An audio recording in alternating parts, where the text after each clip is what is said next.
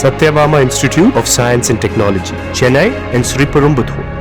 தற்போது நம்முடன் கிரிக்கெட் விமர்சகர் சுமன் சிராமன் இணைப்பில் இணைந்திருக்கிறார். சார் வணக்கம். தற்போது சாம்பியன்ஸ் டிராஃபில இறுதிப் போட்டிக்கு இந்தியா முன்னேறி இருக்கிறது. இறுதிப் போட்டியில இந்தியாவோட ஆட்டம் எப்படி இருக்கிற போது, என்ன மாதிரியான அணி வந்தா சிறப்பா இருக்க போது இந்தியாவுடைய ஆட்டம், உங்களுடைய பார்வையை நீங்க பதிவு பண்ணலாம் சார். முதல்ல இன்னைக்கு நிச்சயமா ஒரு டிசர்விங் வின்னு சொல்லலாம். ஏன்னா அனைத்து டிபார்ட்மெண்ட்ஸ்லயும் இந்தியா தான் சிறந்த டீமாக இருந்தார்கள். ஏன் ஆஸ்திரேலியா பேட்டிங் சூஸ் பண்ணாங்க டாஸ் வென்று அப்படிங்கிறது ஒரு புரியாத புதிராக இருக்கிறது. ஆனால் அவர்கள் ஒருவேளை ஃபீல்டு செய்திருந்தால் அவர்கள் பேட்டிங்க்கு அது உதவி இருக்கும். ஏன்னா stronger batting lineup, week polling attack.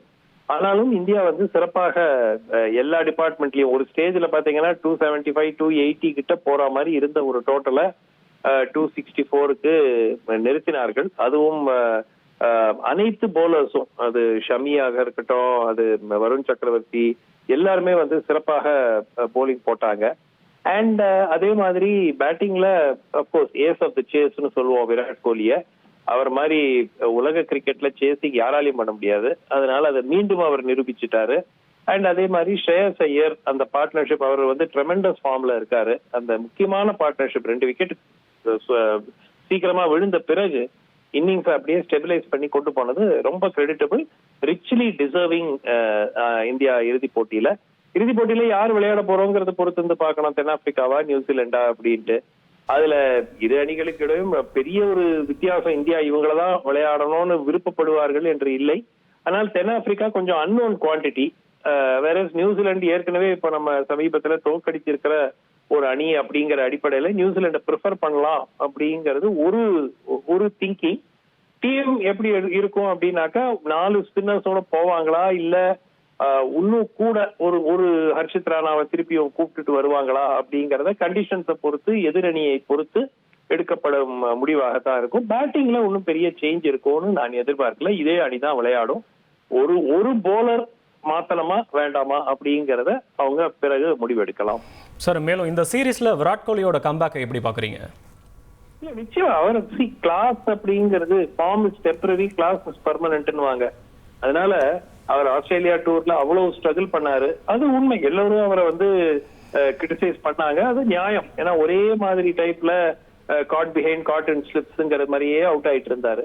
But இந்த சீரீஸ்ல ஒன் டே கிரிக்கெட்ல அவர் ஒரு வேற அவதாரத்துல இருக்கிறாரு. அதை நம்ம பல ஆண்டு காலமா பார்த்திருக்கோம். கடைசி 2 ஆண்டுகள் 3 ஆண்டுகள்ல கொஞ்சம் குறைந்த மாதிரி இருந்தது. But he is now back with a bang. And அவரை மாதிரி சேஸ் பண்றதுல உலக கிரிக்கெட்ல வேற யாருமே நம்ம பார்த்திருக்கவே முடியாது. அதனாலதான் அவரை இந்தியாவுக்காக எத்தனை போட்டிகளை வென்று கொடுத்திருக்கிறாருன்னு பார்த்தோம்னா அந்த லிஸ்ட்ல என்னை பொறுத்த வரைக்கும் விராட் கோலி நம்பர் 1 பொசிஷன்ல இருப்பாரு. தொடர்ந்து இறுதிப் போட்டியில எந்த அணியோட இந்தியா மோதனா இந்தியா வெற்றி பெறுவதற்கான வாய்ப்பு பிரகாசமா இருப்பதா உங்களுடைய கருத்து?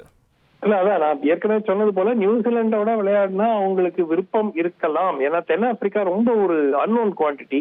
பர்டிகுலரா அவங்க போலிங் அட்டாக்கும் சரி, திடீர்னு அவங்க பேட்டிங்கும் இப்ப ரொம்ப அற்புதமா ஆடிட்டு இருக்காங்க. சோ அதனால நியூசிலாண்ட விருப்பப்படலாம். ஆனாலும் நாளைக்கு போட்டி பாகிஸ்தான்ல நடக்க இருக்கிற அரையிறுதி போட்டி ஒரு கடுமையான ஒரு போட்டியாக இருக்கும். தென்னாப்பிரிக்கா இது வரைக்கும் ரொம்ப ஸ்ட்ராங் அப்போசிஷன் விளையாட வேண்டிய சூழல் இல்ல. 1-2 மேட்ச் மழையில அடிபட்டு போச்சு. அதனால அவங்க ஃபுல்லி டெஸ்டட்னு சொல்ல முடியாது. அதனால நாளைக்கு போட்டியில நியூசிலாந்துக்கும் நல்ல வாய்ப்பு இருக்கிறது. பட் யாராக இருந்தாலும், எந்த அணி வந்தாலும் இந்தியா ஞாயிற்றுக்கிழமை நம்ம தான் ஃபேவரட்ஸா தொடங்குவோம்.